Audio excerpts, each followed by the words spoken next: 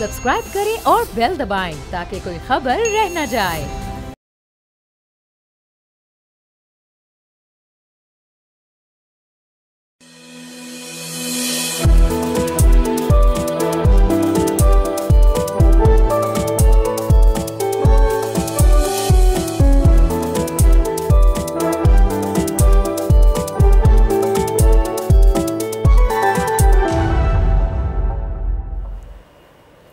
बिस्मिल्लाहिर्रहमानिर्रहीम, अस्सलाम वालेकुम and a very good morning नाजरीन। प्रोग्राम फ्रंट पेज के साथ मैं हूं आपका होस्ट मोइज़ुर रहमान और मैं हूं अरीबा फातिमा। नाज़रीन, इजराइल और जो गज़ा की जो जंग है, या इसको जंग नहीं बल्कि जो इजरायली जारियत है गज़ा पे, वो जारी है। और जो मामलात आए हैं, हिज़्बुल्लाह हो गया, हमास, उन्होंने बतदरीज मौक़ों पर जंग बंदी के लिए रजामंदी का इजहार किया, लेकिन इजराइल जो है वो अपने वॉर और अपनी जारियत को और जो एथनिक क्लेंजिंग है पैलेस्टीनियंस को, उसको वो जारी रखना चाहता है।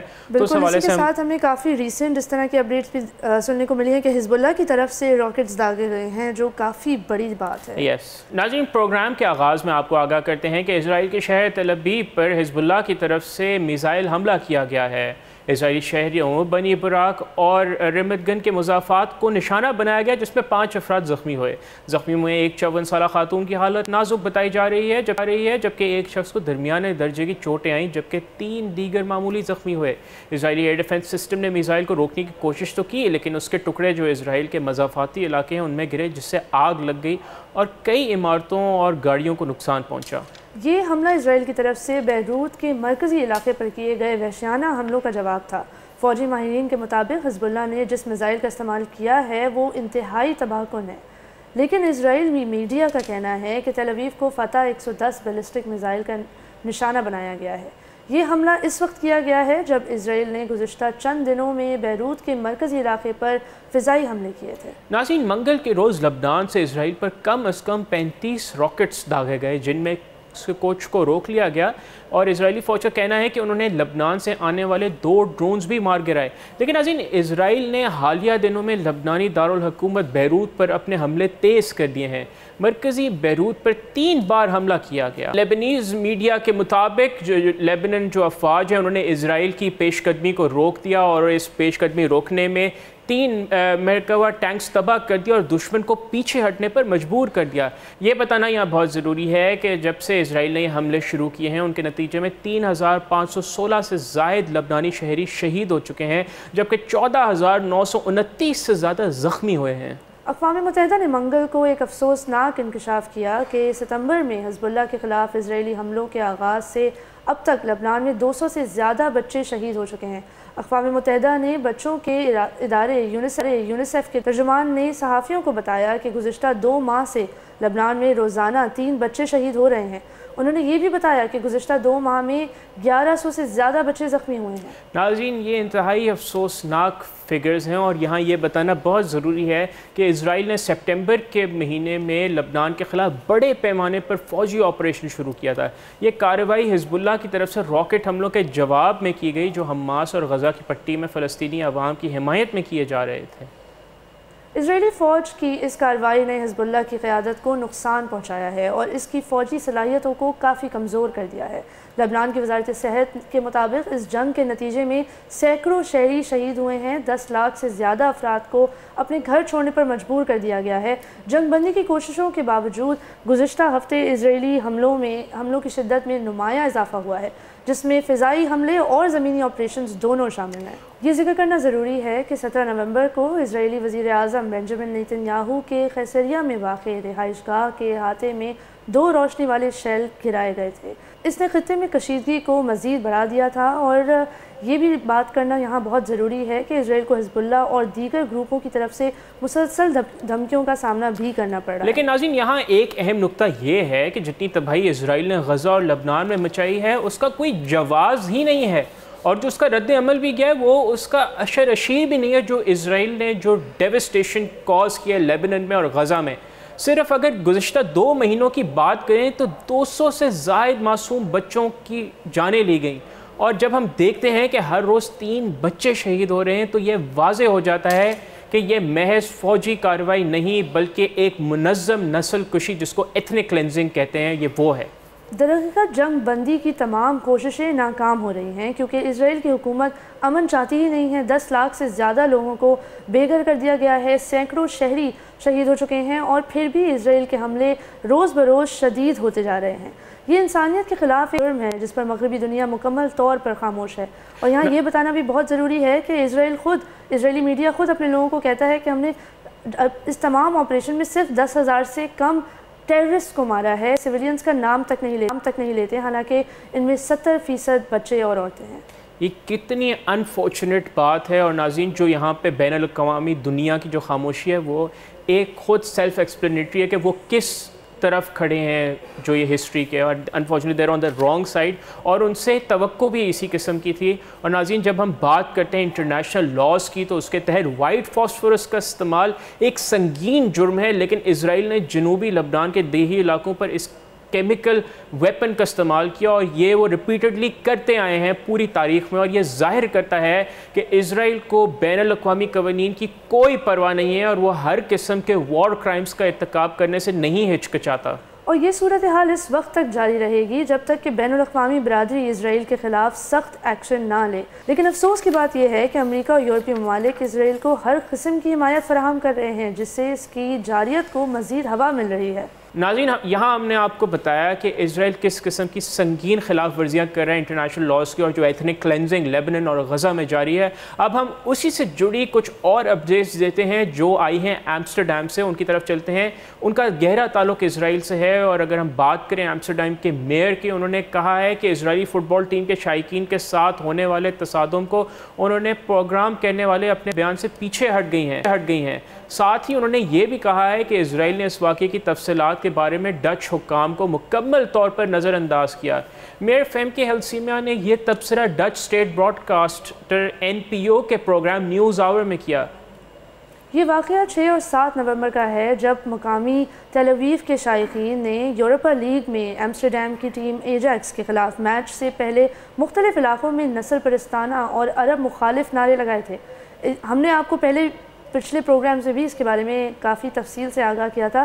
اسرائیلی شائقین کو رہائشی عمارتوں سے فلسطینی پرچم اتارتے ہوئے بھی دیکھا جا رہا تھا۔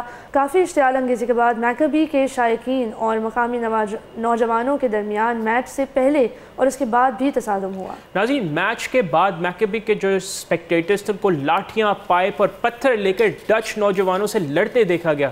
جو سوشل میڈیا پر شیئر کی گئی ویڈیوز میں لوگوں کو اسرائیلی شائقین پر حملہ کرتے اور ان کا پیچھا کرتے دیکھا گیا ہے۔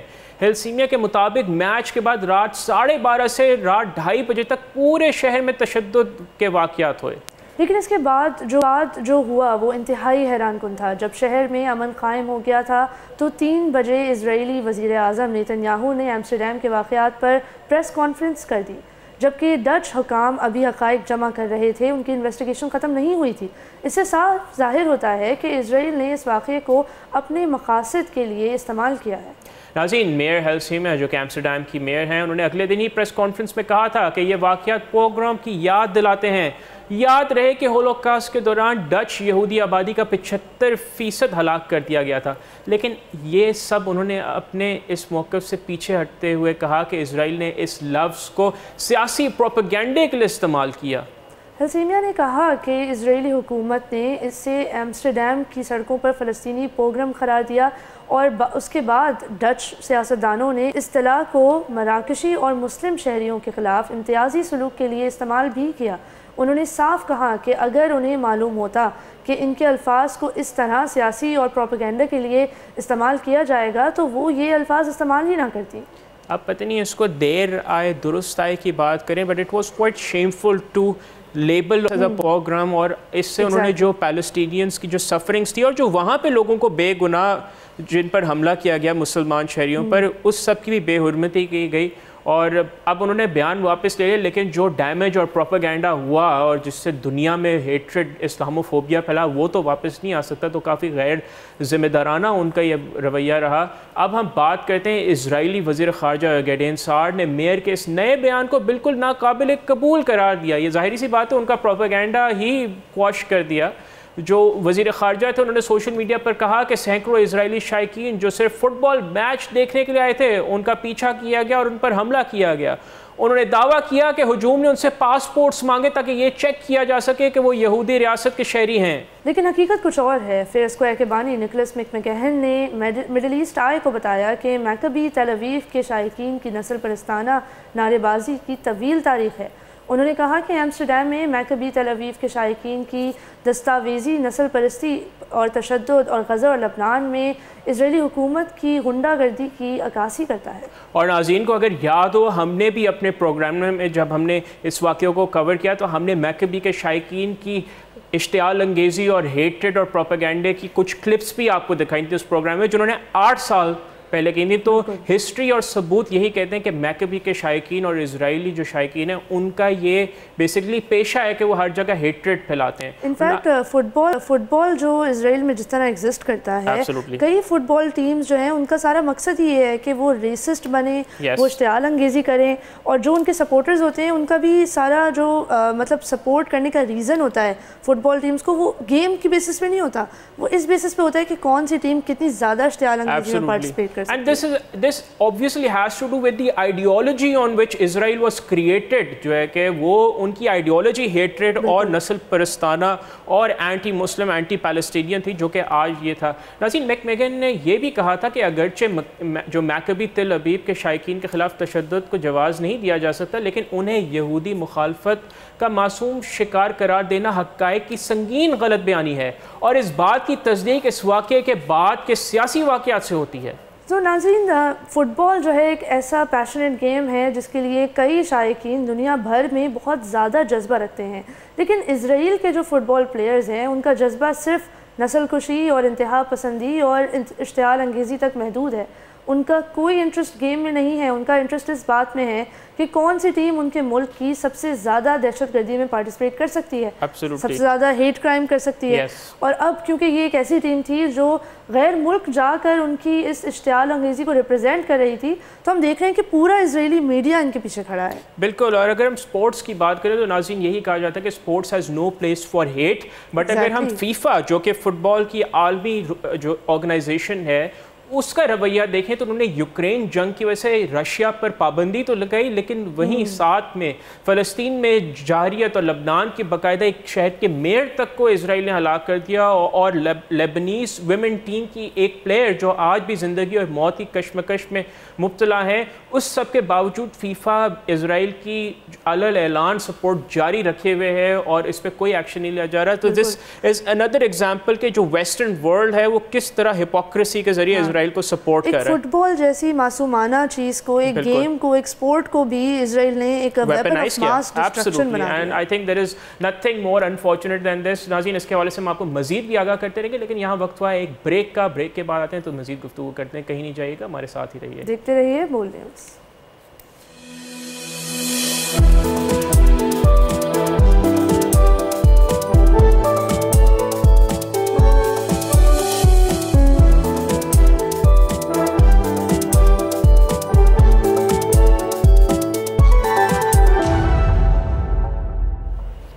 ناظرین، welcome back to front page. Break سے پہلے ہم نے آپ کو اسرائیل اور غزہ کی سچویشن کے حوالے سے کافی نئی اپڈیٹس تھیں.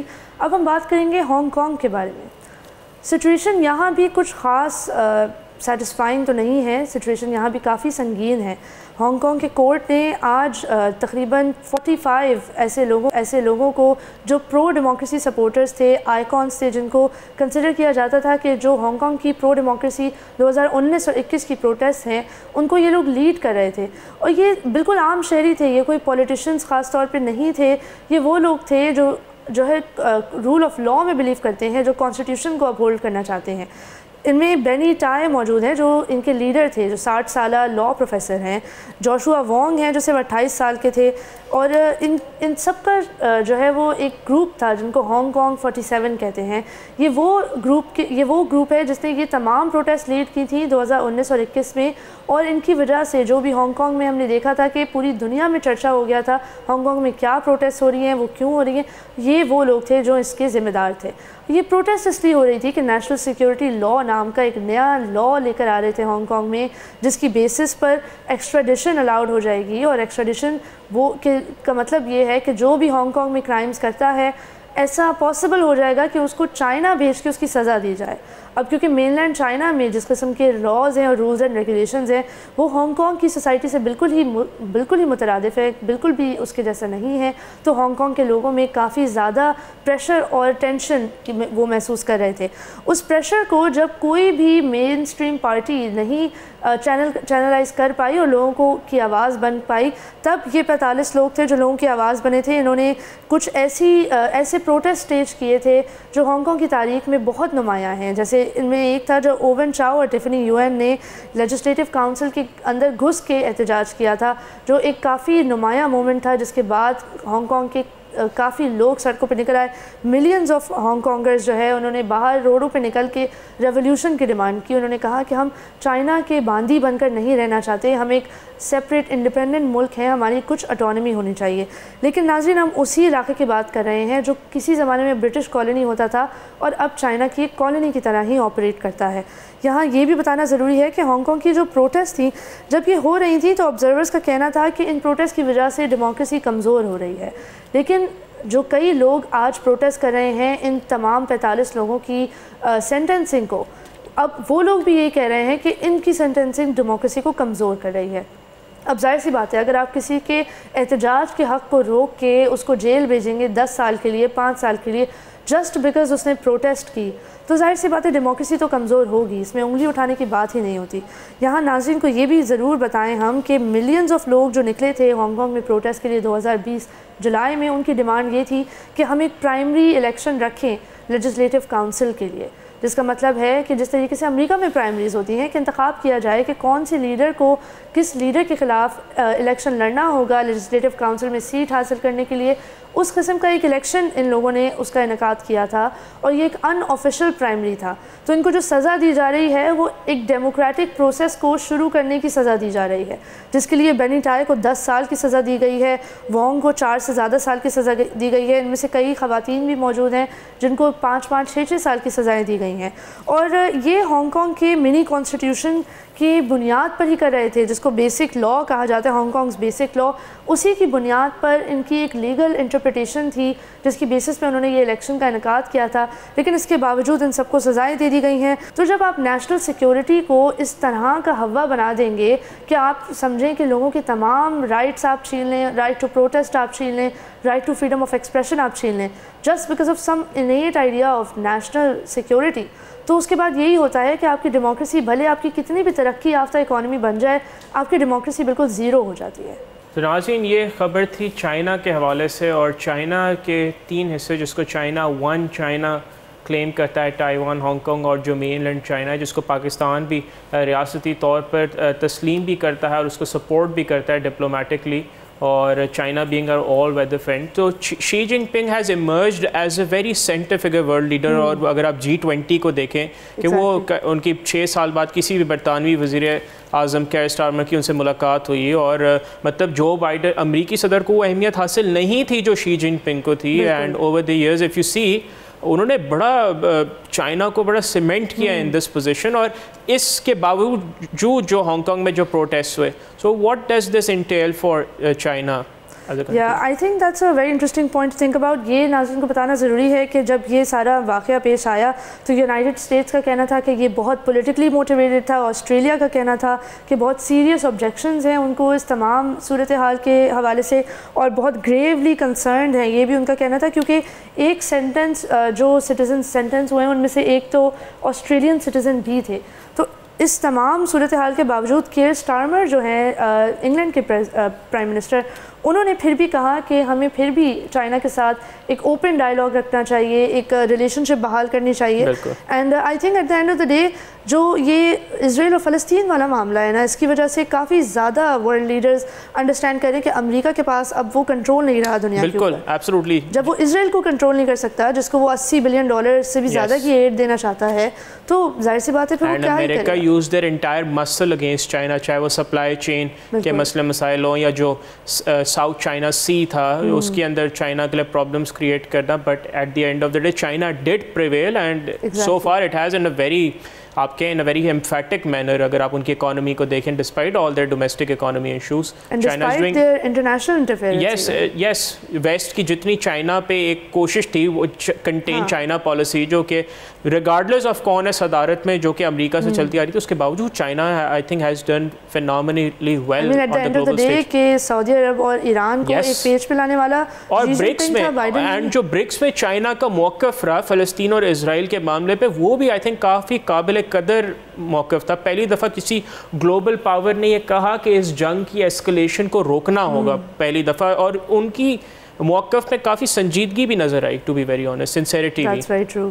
لیکن ناظرین ظاہر سی بات ہے یہ ایک ڈیولپنگ سچویشن ہے تو اس کے بارے میں کئی بیانات اور آنے والے ہیں, کئی مختلف انسٹیٹیوشنز اور ورلڈ لیڈرز کے جو ہے وہ رد عمل بھی سامنے آئے گا, تو ہم آپ کو اس کے بارے میں آگاہ رکھیں گے. بالکل ناظرین, لیکن یہاں پہ ہمارے پروگرام کا وقت ہوا جاتا ہے ختم. آپ سے ملاقات ہوگی دوبارہ کل انشاءاللہ. اپنا بہت خیال رکھیے گا اور بول نیوز کے سوشل میڈیا ہینڈلز پر اپنا فیڈ بیک ضرور ریکارڈ کریے گا. خدا حافظ.